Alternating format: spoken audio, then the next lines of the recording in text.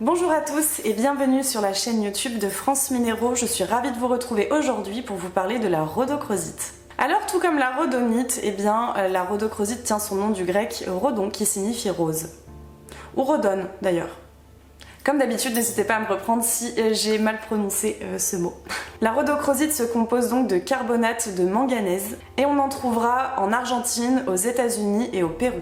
En termes de couleur, on sera vraiment sur une palette de roses, donc du rose très franc, très vif, jusqu'au rose très pâle, très clair.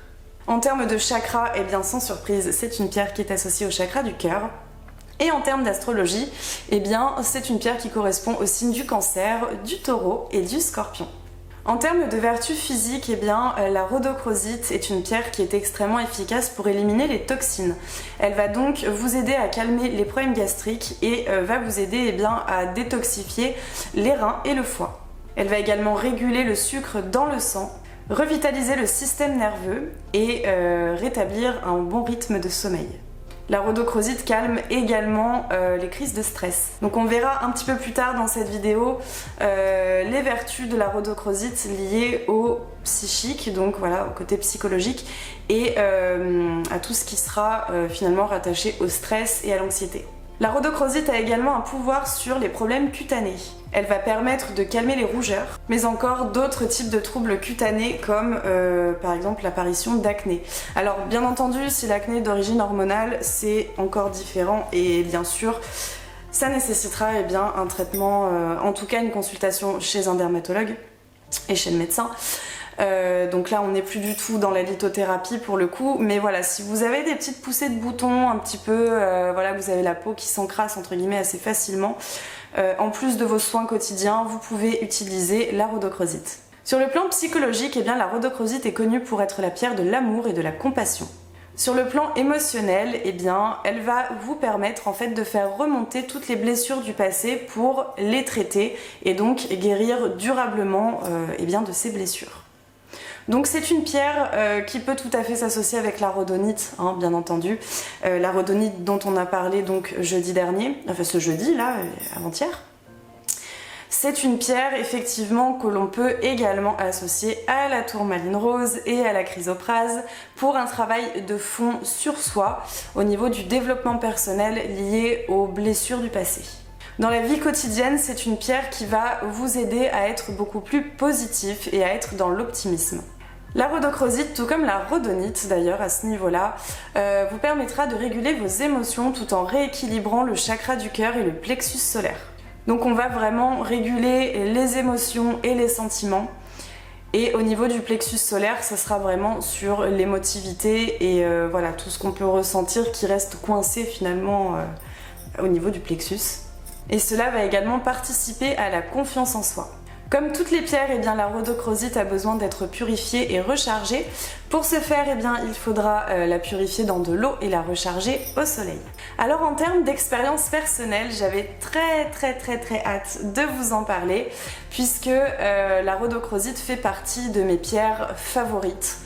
Alors déjà je la trouve très jolie, c'est pas forcément la pierre rose que je vais trouver la plus jolie, mais en tout cas en termes d'énergie, je la trouve incroyable. Elle a eu un effet sur moi qui a d'ailleurs vivement participé à mon engouement et à ma passion finalement pour les minéraux. Alors je vais vous raconter un petit peu mon histoire avec la rhodochrosite. C'est une pierre que j'ai acquis en même temps que la morganite. Alors il y a eu la kunzite aussi, mais elle est arrivée un petit peu plus tard. Là j'ai beaucoup travaillé avec l'association morganite et rhodochrosite parce que je faisais beaucoup de crises d'angoisse, j'avais beaucoup de peur et de crainte qui étaient liées au battement cardiaque, comme beaucoup d'angoissés d'ailleurs. Et c'est une pierre qui a beaucoup aidé à calmer un petit peu ce côté hyper stressé, avec le cœur qui s'emballe. Voilà, c'est vrai que juste le port d'un bracelet en rhodochrosite, puisque je le portais en bracelet, c'est toujours le cas d'ailleurs, m'a vraiment aidé presque instantanément à calmer mes angoisses. C'était radical. Donc en plus de la morganite qui va calmer les battements cardiaques, eh bien la rhodochrosite elle vient apporter encore un soutien supplémentaire Et donc en parlant de soutien, moi j'ai vraiment eu cette impression pour la rhodochrosite que c'était un petit peu un petit allié de poche, on va dire, qui vous apaise et en même temps qui vous motive. Voilà, j'avais l'impression d'avoir... alors j'avais lu quelque chose dans un bouquin qui parlait de la rhodochrosite, qui disait que c'était un petit peu une pom-pom girl de poche. Alors je trouvais ça assez rigolo comme terme, mais c'est vraiment l'effet que ça m'a procuré, dans le sens où j'ai l'impression qu'elle va me dire ok, on se calme, tout va bien, donc elle va délivrer ses énergies dans le corps et dans le mental. Et en même temps, elle va me dire bon allez par contre, on y va. Faut que tu sois sûre de toi, crois en toi, tu vas y arriver, ça va bien se passer. C'est voilà, un espèce voilà, de petit supporter en fait de poche pour moi, la rhodochrosite. C'est une pierre que j'affectionne particulièrement et en plus je trouve qu'on trouve énormément de très très beaux bijoux en rhodochrosite. Donc là je vous ai mis pas mal d'exemples dans cette vidéo, notamment des nouveaux pendentifs. Alors je les mets maintenant du coup. Les nouveaux pendentifs qu'on propose sur le site de France Minéraux qui ont un design tout à fait intéressant.